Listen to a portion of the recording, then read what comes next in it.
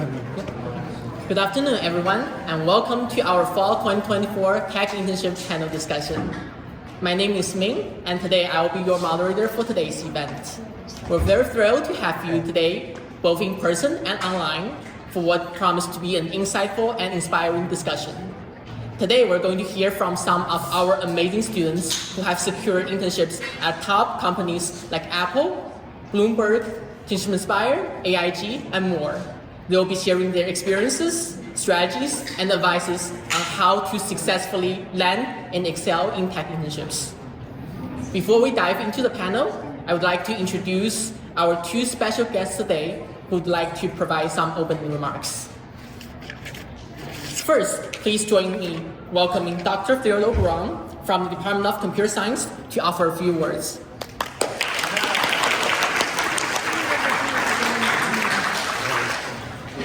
Hello, everybody. Oh, look at that. There are mates. We're up there. Needs a haircut. Welcome, everybody. The S-STEM grant that I am in charge of, which is one of the two NSF grants that are supporting this, is always looking for students. It's a grant that supports juniors and seniors with financial help and help with getting internships and jobs. So here to help you in general. The internships, and I'm thank Ming for setting this up. Internships are a very important part of your education. In fact, when there's a recession or almost recession, students that have worked in a company as an intern are more likely to get a full-time job, leaving few empty spaces for people that have not had internships. Now that's true in the large companies, and probably smaller companies may not have as many internships. But we're going to hear from a panel of successful students who have gotten internships and are one of our cream of the crop. Thank you for all, and I hope you enjoy the pizza. Thank you, Dr. Brown. Hi, just really quickly, and then we'll let the show begin. I just want to welcome everyone. I'm Donna Smith. I'm the director of the Learning Commons, and I'm really glad you're here today. A big thank you to our computer science professor Ted Brown for kicking off this event and for his valuable research contribution to Queens College, and to all the people responsible for organizing this event. We had almost 400 people sign up. We have an incredible group of student panelists who have secured internships at companies like Bloomberg, AIG, Tishman Speyer, and Apple.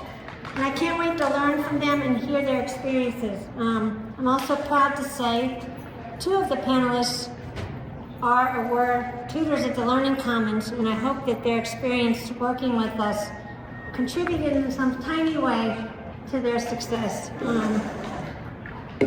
And finally, hearing from your peers who have been in your shoes, this is an incredible opportunity.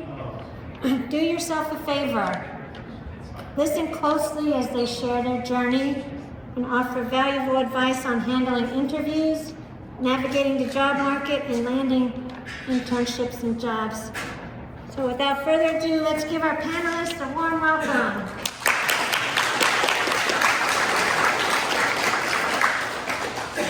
Thank you so much, Professor Brown and Director Donna. Now, let's get started with our panel discussion. To kick things off, I'd like to ask each one of our panelists to introduce themselves and briefly share their experience from the past summer.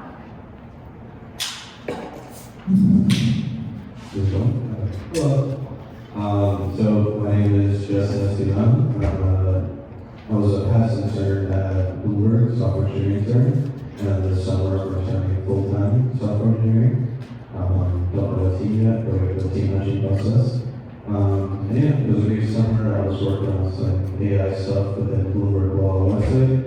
Some of you guys don't know what Bloomberg Law is. Bloomberg has much different products such as Terminal, B-Law, B-Tax, working on B-Law. And yeah, it was a great summer. I'll talk a bit more about the activities we did, what we can consider on. Hi, my name is Lauren Estrada. I am a senior majoring in computer science, and I had an internship with Tishman Speyer over the summer. I was able to receive it through an amazing opportunity through a nonprofit company called the New York Job CEO Council that sponsored me to be able to take a free Google certification. I chose it in IT support since I felt like it would be a well-rounded experience. And since I finished the course certification, they connected me with a job, and I was able to help provide IT support for one of the buildings that Tishman Speyer owns, which is Rock Voice Center, so helping out with a lot of the tourist attractions such as the top of the rock. It was a really great experience. Hi everyone, I'm Victor. I just graduated from college with a research degree last spring. Over the summer, I was a generative AI researcher at Washington University up there, but I was doing generative AI research with postdocs and PhDs at Ohio State University, building LLMs from scratch, and then I started full-time as an AI engineer, data engineer at AIG, which is an insurance company, a couple months ago. Hello everyone, my name is Prasad. I'm currently a senior studying computer science.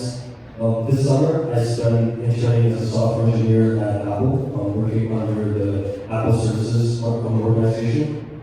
I was specifically working on iCloud, some of the new features coming to iCloud and stabilizing existing features. And it was a great experience. I mean, I got to work, I was working at Apple Park, I got to do some of the things that came on the new iPhone with iOS 18. And certain products and features that will be coming out in the future.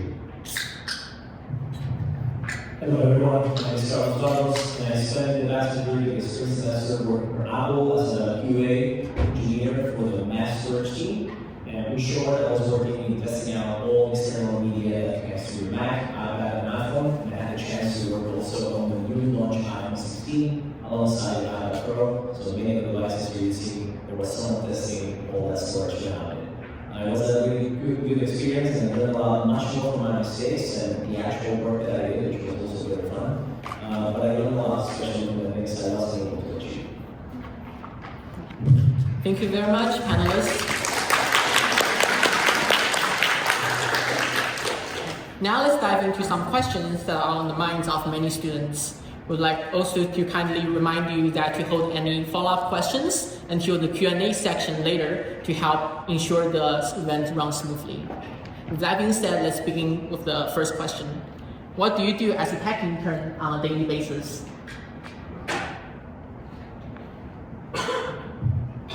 So yeah, it was basically pretty standard, but mine was a bit weird where during my internship I would have maybe 6 to 7 meetings a day. It's not very standard, most people get like 2 to 3.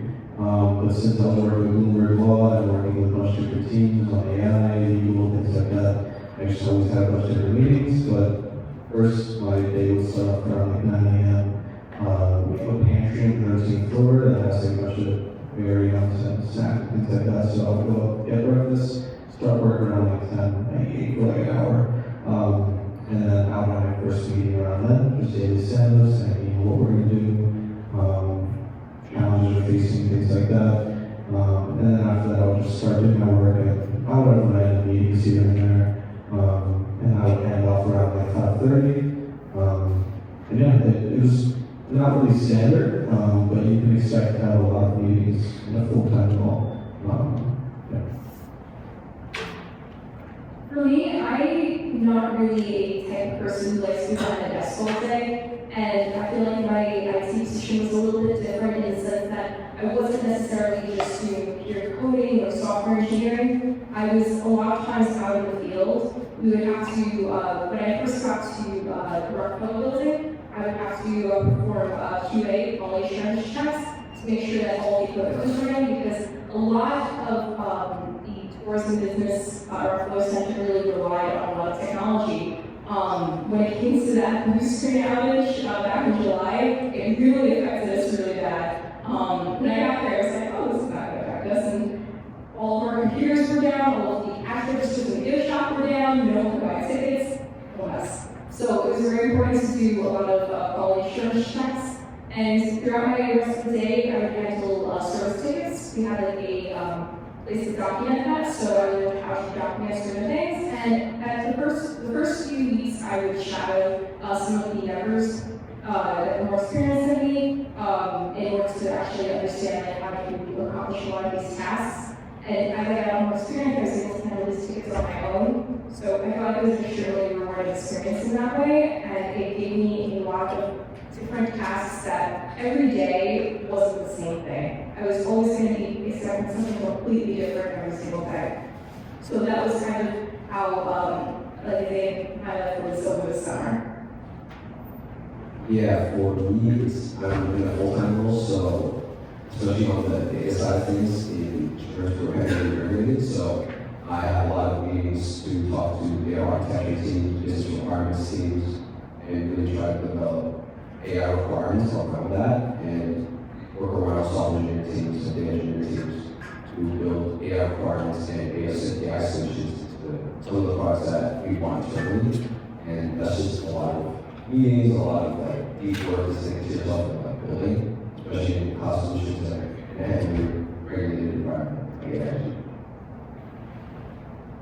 Yeah, I think similar to the last panels, my work was very consistent. There were some days where I would come in at 9, leave at 6, and pretty standard. Some days I'd come in at 10, leave at 3. Some days I'd be here till 1, 2 in the morning if there's some like really that fire happening. In terms of most days, it's coming in as working out of work, which is a really nice campus, so I really enjoy spending as much time as possible there. I would usually come in, my work was split between my personal project, responsibilities that my team had as a whole, and then there's also extracurriculars like Apple events, just anything I decided to, any week I could attend, any shift to attend, I think it's really important as an intern.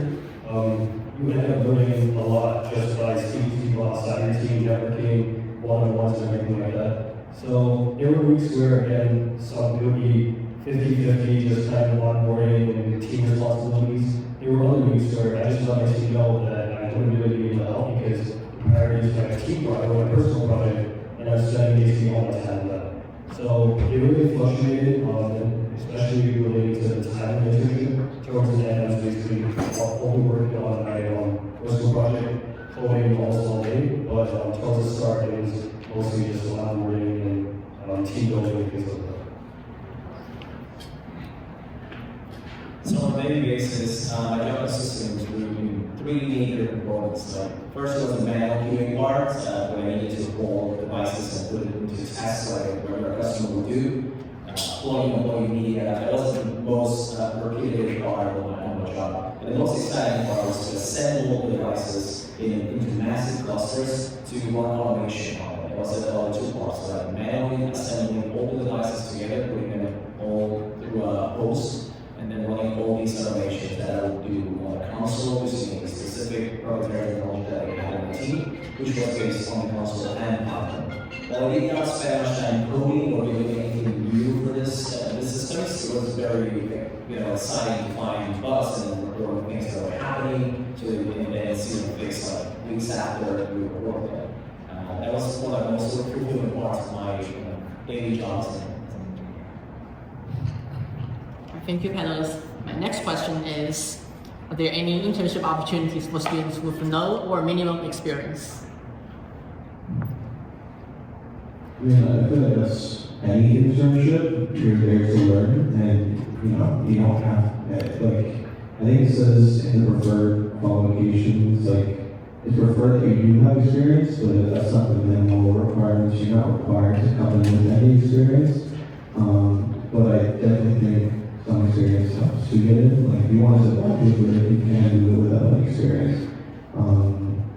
But to gain some experience without having any, you can start off by doing some research or helping professor on some research, or getting in through substitute QE programs where you basically it's like an internship and you can get without any experience, spring forward, career launch. I think the other one, I forgot what we were on. But there's much different programs through QE where you can get an internship, but it's not for people who don't have any experience. That's what I did. I did Spring Forward first. I interned at a company called Digital Studios, and I used that experience to get to work. So definitely look into the bunch of different PD programs that are available and use that to get this experience. I definitely agree with Justin on that. When you're in an internship, in a sense, it's not a lot of pressure because they know that you don't really know about it. You're there to learn. And that's what's so great about the internship experience because you're literally learning on the job. You're learning a real world scenario that you wouldn't really be able to get in a classroom.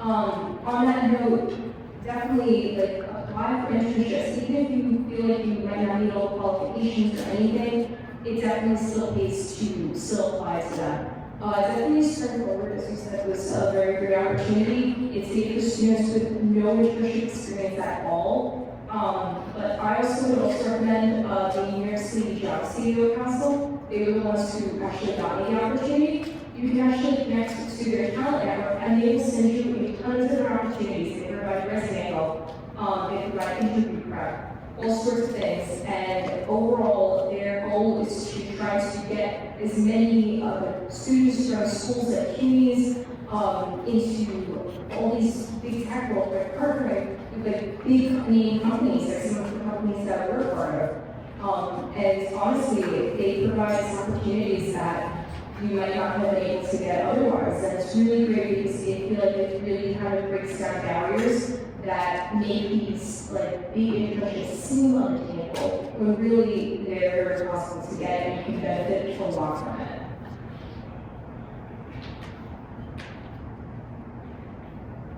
Yeah, so in terms of, when I think this question, I think about the conversation I had with the recruiter that happened that ended up taking me on the internship.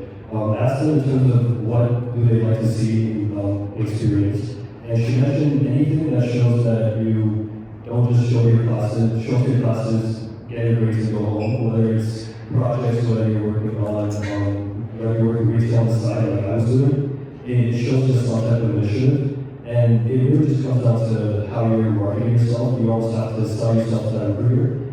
I remember even bringing up my retail experience, explaining that I understand like user experience and how customers feel in terms of check products, and that really benefited me. So although you might not have the experience directly in software engineering, if you're going for a software engineering role or QA for a QA role, it's nice to just have something to show that you have an interest in the company or interest in general, and almost use that as a spin on why you'd be good in a technical role.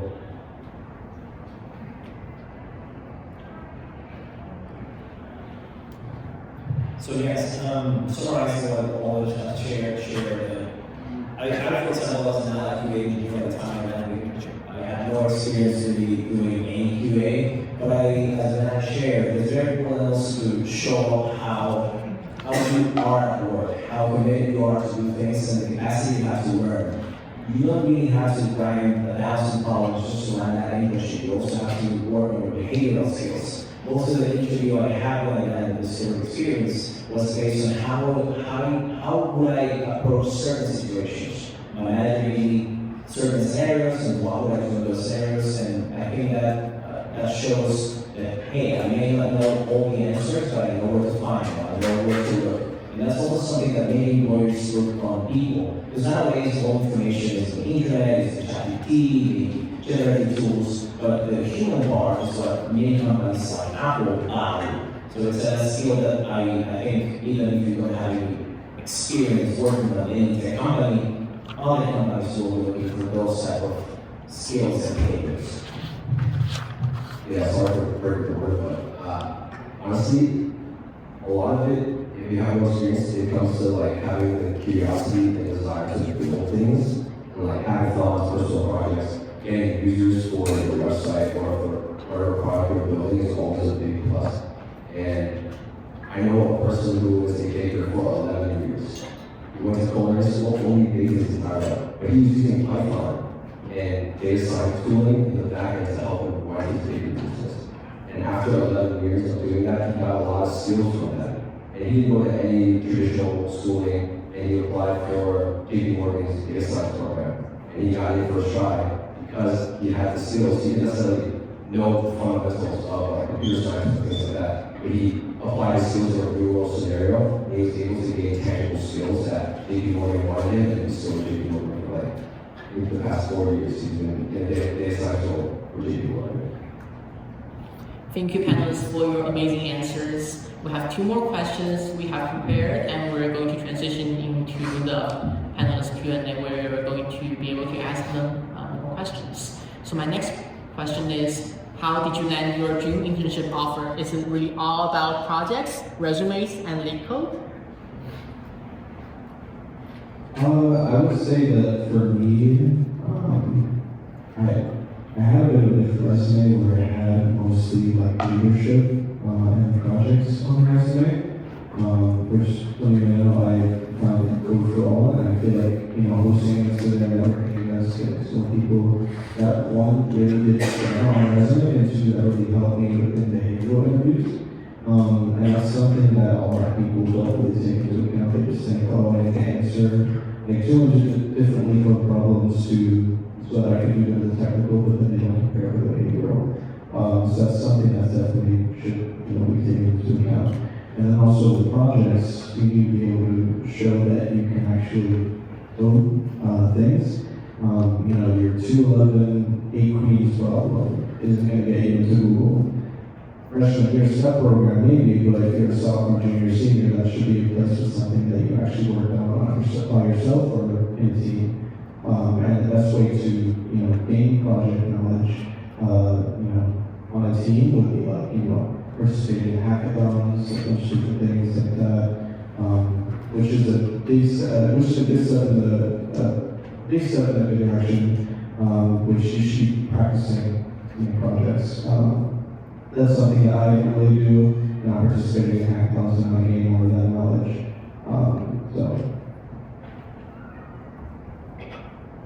My internship wasn't necessarily the traditional software engineer position that most people kind of think when they think of a computer science internship. I had applied to, I think, 12 or 30 other internship opportunities across all different fields, from software engineering to graphic design, to like video game design, to a combination of that. And ultimately, I say that the biggest thing is kind of broadening your horizons.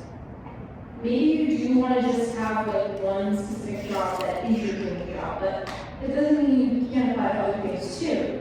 I found that by applying to different things, I had received opportunities that I might not have even considered before. Like, I didn't say like, oh, I want to have a job in IT, that's like my dream job. But honestly, the opportunity I was able to get because I just put myself out there and I decided to get do the Google certification because it was presented to me and it's a great opportunity. It was free, right? And because I was able to learn from that, learn something new, I found that I was able to enjoy it, and it really worked out in my favor because they connected me with a internship opportunity, especially in a job market where it's very hard to get these jobs. Like I think I probably got like something rejection and another 10 or so like ghostings. I mean, that's honestly not that much compared to like a lot of people who are like, they'll apply 100 years of internships and stuff.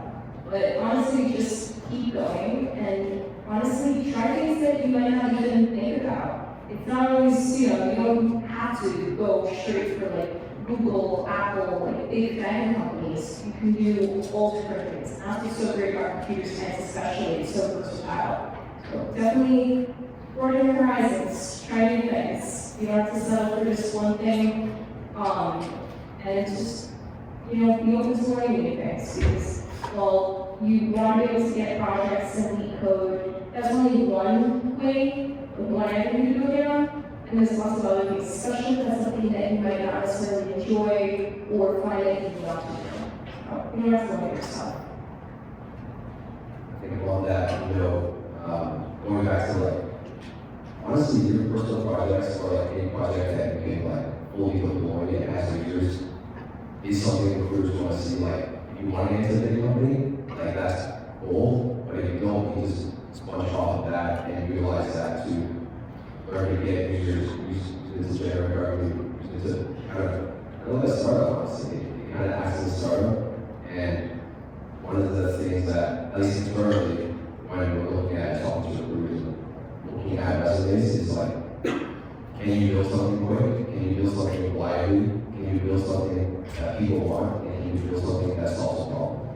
And I think your projects, the things that are kind of like creative ideas you have, or projects or problems you face, if you build something for that, that is experience in itself and necessary don't need an internship. Crazy startups that come out of just personal projects themselves. Yeah, I really do agree with what everyone said so far.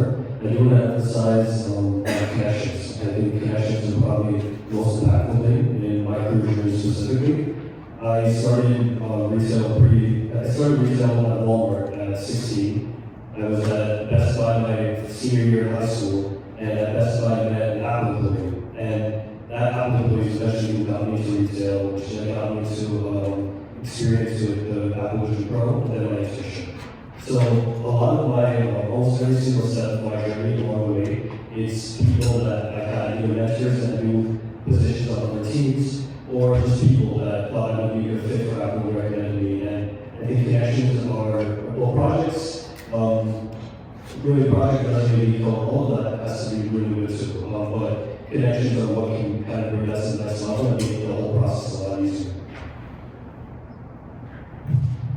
Certainly, projects such as LeetCode are not perfect, as you have seen. There's many other things to try, but try any one of them individually. You'll make your own capability. For example, when I applied to my internship, I had no really meaningful projects besides what I did at school. But I worked a lot on my resume and interviews in my interviewing skills, and that made a good impression on the recruiter. Which after I did two separate interviews for two separate experiences. And while I wasn't able to land on the first one, she got very impressed by what we talked about initially. She offered me the option to interview for the second one, which is where the manager gave me a chance to do also both problems and behavioral interview and land on this internship.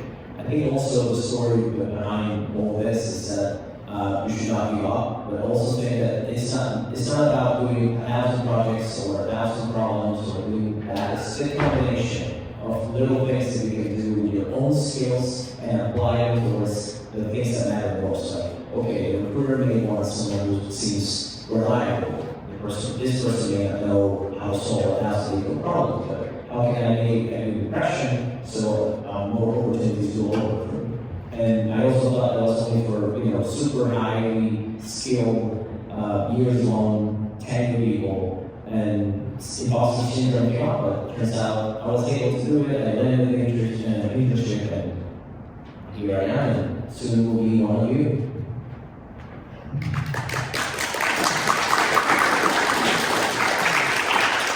Thank you, panelists, for your amazing answers. My last question that I have prepared is, what advice do you have for students who are trying to balance academic work and internship applications?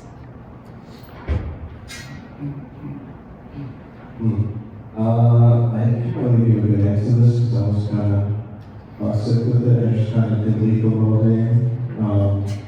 But if some of you guys see on this show when I was interviewing, I was doing LeetCode like 6-7 hours a day, which isn't good. Don't do that. But I was doing that when it was during winter break, so day after school, and I was allowed to do that. So it becomes a lot harder academically when you have to kind of juggle both. Best thing I can really say is at least try to do one question a day, or maybe just an hour a day. Stick to a question for like 20 minutes. If you can't get it, move on to another one. And get yourself in the groove of trying to do them daily if you have one coming up. And then also, don't wait to start practicing LeetCode and technical interview prep once you get the invitation interview. That's a mistake that I did. I think when I first started applying, I applied to Microsoft. They liked me so much, they sent me straight to the final round, just based on my resume. I skipped the behavior, I skipped the visual technical, and I went straight to the final. But I had no technical interview experience. I wasn't doing LeetCodes, and so I flunked that interview. So that failure kind of gave me the heads up, like, hey, I should be prepping as soon as I get the interview invitation. I should, prepping beforehand. And that's exactly what I did. I prepped alongside while I was taking through the team. I was doing data structures, and I was using my interview prep as a way to prepare for bigger team exams and things like that. I think it's kind of difficult in a way because, academics can be very difficult to balance as it is. But I think the most important thing is don't put all of your time into one thing. Don't just do academics and not care about career advancing or learning on your own, especially with a major like computer science, because a lot of it does come down to a lot of self-studying. You're only going to learn so much in your classes. It's just that your AQ's problem isn't going to really get you a software engineer position, but it opens the doors to knowing the basics so that you can further that yourself by learning more about data structures, learning more about LeetCode problems, and all that. Also, kind of setting time aside each week to go through what you need in order to get the jobs that you want.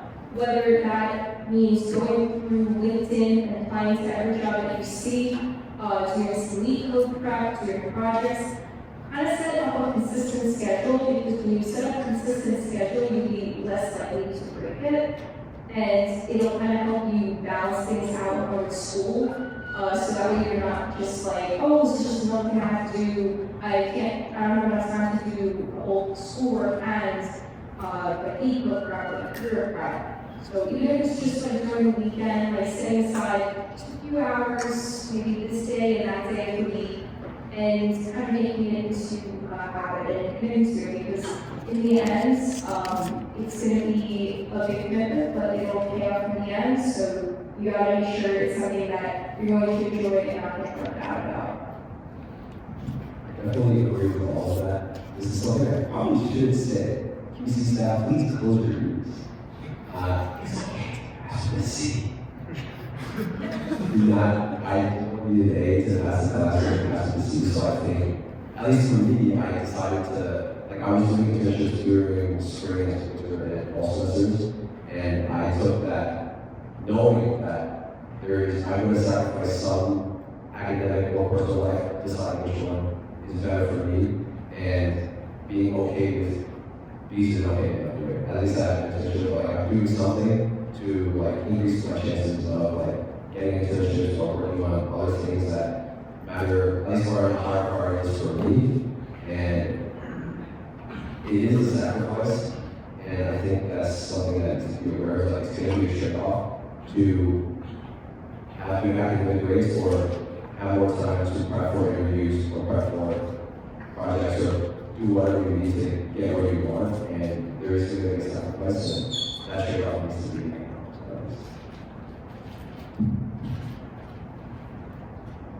Yeah, I don't really have much to add. I just really do agree with the idea that it is a sacrifice. It's not easy to manage interview prep and everything like that. But back to what Justin mentioned, doing it in a way where it saves a question a day.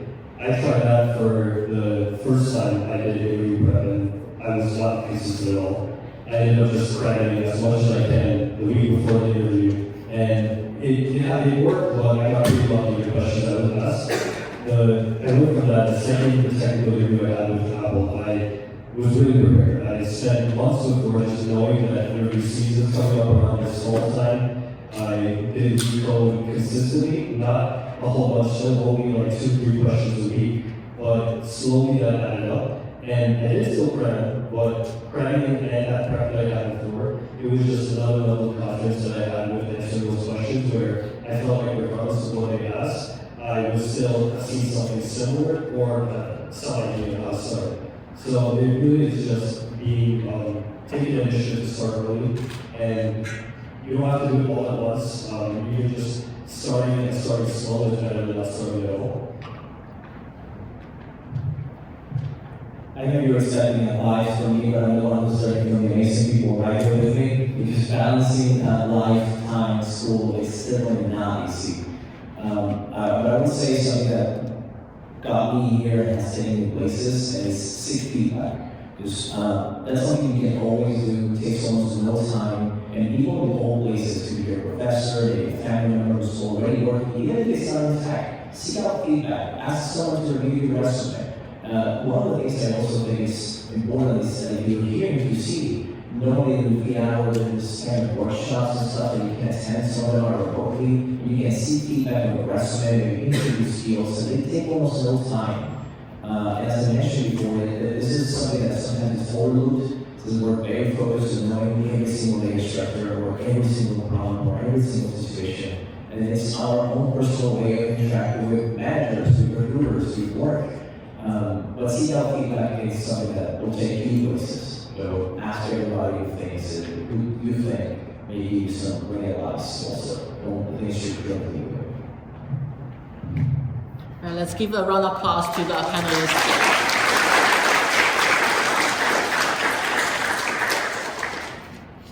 So at this time, we'll open the floor to questions from the audience. If you have a question for any of our panelists, please raise your hand or type the question in the chat if you're joining us online. We'll take one question from in-person attendees, one person from those who are joining online via Zoom, and so on. So, where's my mic person?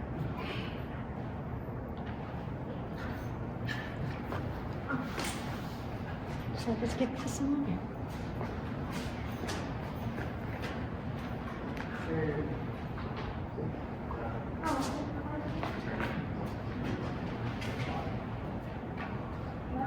Push it on the Hey, I was going to ask, what's the environment like in your workplace? It's very chill. It's not like your normal, like, you see like in movies, like an office job, you're just like this little cubicle, and you're just kind of working there. It's like all smelly and stuff. It's, at least for me, I don't know if like this or something, but you know, my entire team was just like in one row. We were all like kind of next to each other. We had our own, you know, space. We're able to work on different things, and you're able to take a break whenever you want. At least for my office, we had like, I think 3 pantries. You can go take a break, go to the pantry, go to the balcony, take a breather. And those breaks can be however long you want, because they really value mental health, and they want you to be able to work in an environment where you can succeed. And so you shouldn't be expected, or you're not expected to kind of overwork yourself, which I think is really important for our companies. And everyone's also super open to answer questions and stuff, especially if you're interns and know that you are new, you don't know much. So I feel like with me, the Bloomberg terminal is an application that we use where we can message anyone like in the company, so we can just message people and say, hey, I have this problem, can you help me? A lot of the times they'll be open to just hopping on a Zoom call and helping you out, which is really nice. So, great environment. My working environment was also very good. I had a small group and everyone was just very supportive. I was honestly kind of worried because I was the only intern on my team, and also the only girl as well. But I found it to be, my team was very supportive. Any questions that I had, they would be very open to answering them, kind of teaching me how to do certain things. And I just kind of, for my first 2 weeks, I really just tagged along with them, kind of like, what am I doing? And I feel like it really helps a lot. And the working environment with Tishman Speyer also was very good in general. I remember when they had like breakfast for us, they had the food pantry with everything. I was joking around, we had the snacks, we had the actual unhealthy snacks. So we decided to fill up the other pantry with like amazing fruit stuff and like, we need like chips and things, okay? And it was just really great. And also a lot of companies have a lot of perks and amenities as well. With my company, they had discounts for like all the restaurants around, so like working in Madden, I had a whole field day, going to different restaurants and everything. You can take breaks, you know, you get a lunch hour and everything, and they're very flexible because honestly, your mental health doesn't matter, and that's one of the best things about a lot of these jobs is that they do really value your mental health. And I've kind of noticed that even with like my the previous internship as well. I had a micro internship with American Express. They also had a lot of amenities that really wanted to kind of improve mental health. It was a very good working environment. Yeah, that's basically the same for my company. Yeah, I agree with everything in terms of like tech. They're very cautious about things like micromanaging. At least for my team, we work from home Mondays and Fridays, and then even throughout the week, the only times you're actually required to be there are 11 to 2. So people will just kind of come in and out. As long as your work is getting done, it is fine. The thing with Apple is, I think, through all the teams I've experienced, all the managers I've experienced, culture is very different from team to team. So on the first team I went to, even though it wasn't the required hours, everyone would be there 9 to 6. There weren't very many outings. There weren't like, it was kind of just like work, go home, and that's it. This recent experience I had was completely different. I mean, I hung out with my team so much outside of work, top golf, skydiving, like, it was great.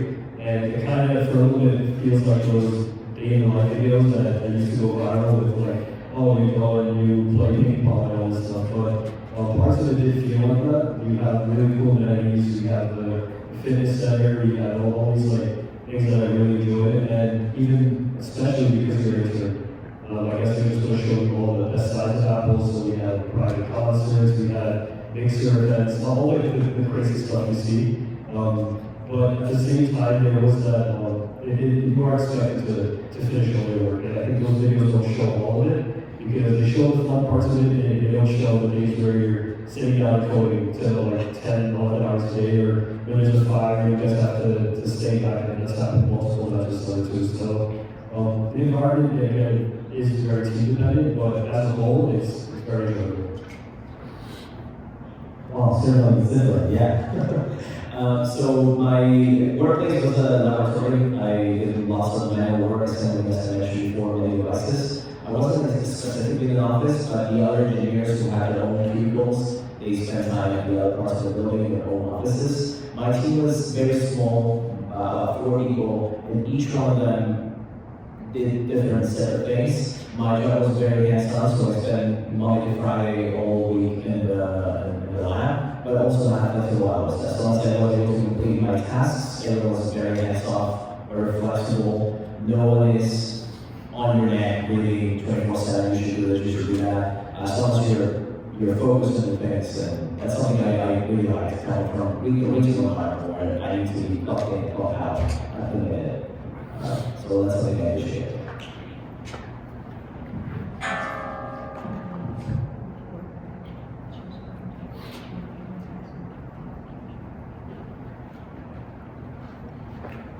So I don't see any questions from online via Zoom, so we're going to take one more question from the in-person attendee.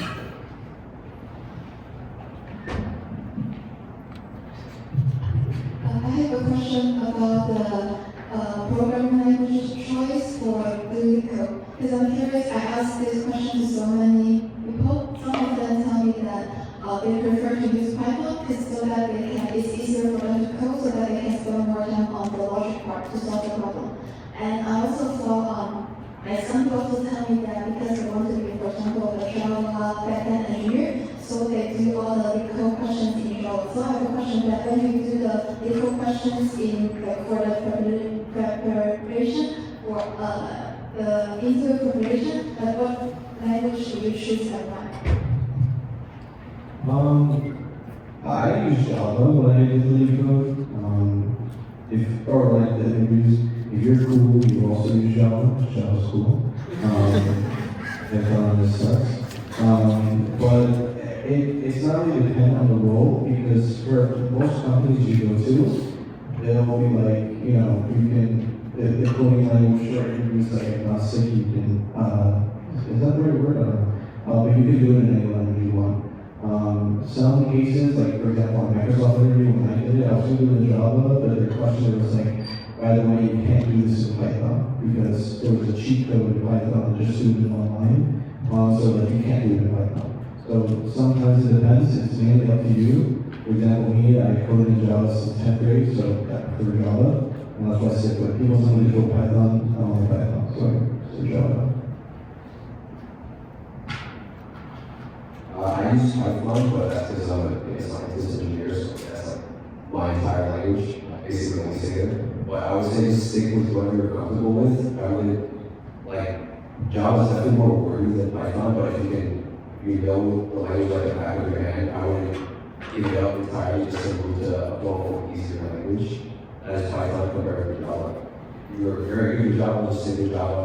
If you can go very good with it and go fast in LeetCode, like that's mainly what it is. Like if you go fast and you focus on the logic. Your language is your tool, so you build your logic. So if you feel like your language is hindering your logic, you might want to switch to an easier language so you get your logic out quicker. Because a lot of times when you're decoding, when you're in a technical review, the 80+ standard is 2 questions. You finish 2 questions in 1 hour. So that is 80+ standard, like you are almost guaranteed if you finish it completely, and you'll get increasingly harder than it goes. So like if you're a new grad, you get like medium to hard, and if you're like an internship level, easy to medium. So it'll get harder, and you have less time, and you'll be more fatigued throughout the internship. So whatever you're more comfortable with, and you can go fast and get your logic out quickly, is the ideal solution. Yeah, I agree. It's just whatever you're most comfortable with. I was most comfortable with Python. At the end of the day, it doesn't really matter because in terms of what you do, you'll just end up using the language you use anyways. So even though I was most comfortable with Python, C++, I had to do Swift for the actual role. I still might be Python. I don't think they care as long as your implementation is fine and your logic is fine. It's not like they don't nitpick at all. You want to see the same thing, same implementation, not C++.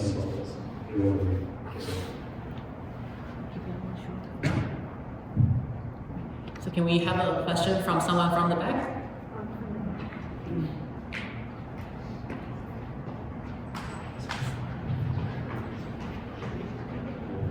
Well, yeah, I have a question. So what's the fastest way to success to get an internship if you're a sophomore?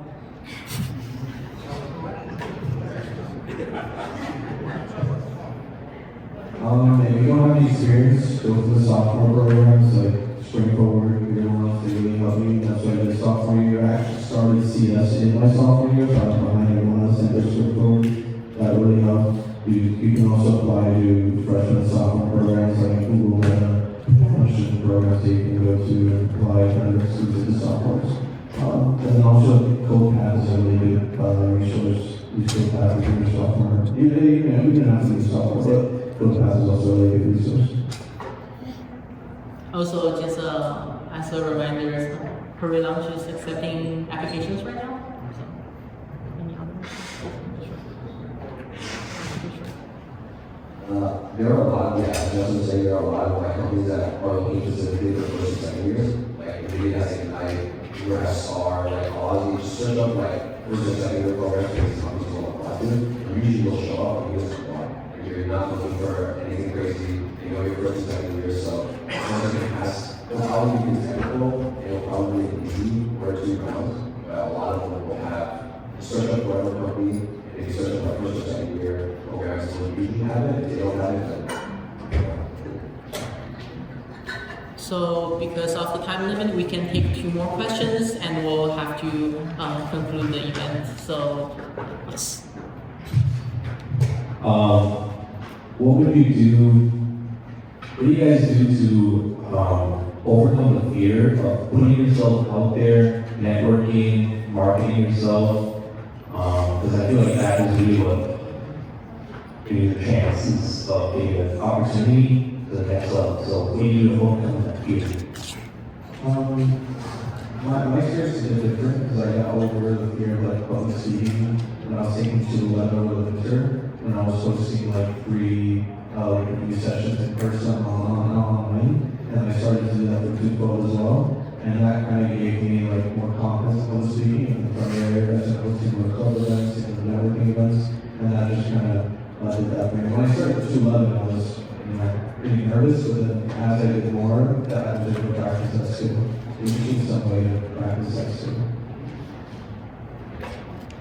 And also remember that you put in so much effort, you should show those recruiters and all those people that you network, like all that you've done. Making it through the CS major is no small feat. It's a very difficult major, and the fact that you're able to make it through and do projects and do all these things, like, yeah, you should show them off. Like, write on your resume. If they have the Career Center here, it's an amazing resource, and they'll also have like people coming in. I think they have a Google that's going to be coming by. You can meet like Google recruiters. Like, anytime there's events like that, put yourself out there. You know, you don't have to like, you don't have to say fake it till you make it. Even if you don't feel confident in yourself, fake it. Show that you feel confident, because you know what? Maybe that will be the convincing to these recruiters, and they will want to hire you because of that. And if you're putting yourself out there, then you're going to be able to be seen by these recruiters. So even if you don't feel like you're that confident, go for it anyway, because you never know what will happen. You know, what's the worst that can happen? Okay, they reject you. So what? You know, you're going to get a lot of rejections, and all you need is just that one acceptance. And if you have even a small chance of that acceptance, then that's a great thing. So why not take that chance? So we'll take one last question and we'll transition to the conclusion. So, how do you think it's a market for international students? Being an international student, I can't work in the US until it's on campus. But I don't have a lot of experience. How would I be for international students?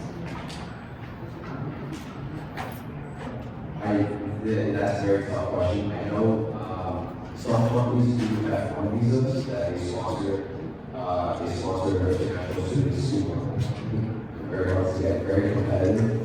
But that is an avenue. Other than that, don't have anything else. But usually, there are also companies that are that will give you just the sponsorship to work with them, and that's a great reason for that.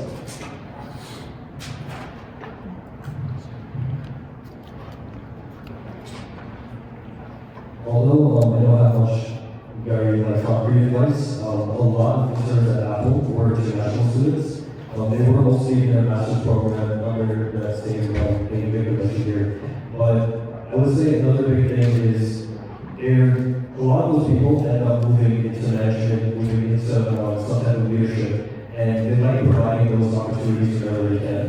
If you can reach out to those people, I know a lot of them personally that will look for an international student first just because they will want themselves, and they like providing the same opportunities for struggles that they know that they go through. So I think that also is one of the kind of networking. Thank you for all panelists for sharing their experience and advice, and thank you for our audience for all their questions. I hope you all found today's discussion valuable and it inspires you as you navigate your own internship journeys. Before we conclude, I would like to extend a heartfelt thank you for all our collaborators and sponsors who make this event possible, including the QC Learning Commons, the NSF S-STEM Program, the Department of Computer Science, QSTEM Academy, and our student clubs, Girls Who Code and Code for All. And a special thanks as well to our sponsors for their generous support, including providing lunch. And we have additional lunch outside of the room. However, before you leave, we kindly ask you to take a moment to complete a brief survey about today's event, which we'll also be handing out to you right now. Your feedback is very valuable for us to plan future events and request funding for launch like we have today for our future events. The survey link is posted on the PowerPoint slide here, as well as being handed out to you. Our virtual moderator will also be sending you the link to the survey via Zoom. Thank you for your time and input, and thank you again for attending the Fall 2024 Student Tech Internship